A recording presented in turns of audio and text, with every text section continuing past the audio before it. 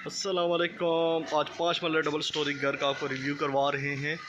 5 मरले बहुत ही ज़बरदस्त घर है। ये डबल स्टोरी घर है, बिल्कुल नया घर बना है। ये इसका कारपोच है और ये साथ ही गैलरी के साथ इसका ये वॉशरूम है और एक रूम इसका ये बनाया गया है। माशाल्लाह से ऊपर सीलिंग वर्क भी हुआ हुआ है इसमें।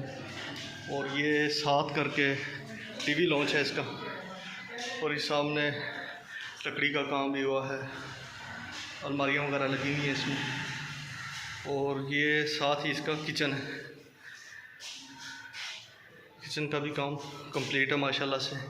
यहाँ पे पानी बिजली मौजूद है और गैस भी अवेलेबल है इस जगह पे। और एक रूम ये है और इसके साथ ये पीछे गैलरी दी गई है। इसके टोटल 2 रूम हैं, 2 बेडरूम हैं, इनके साथ अटैच वाशरूम है।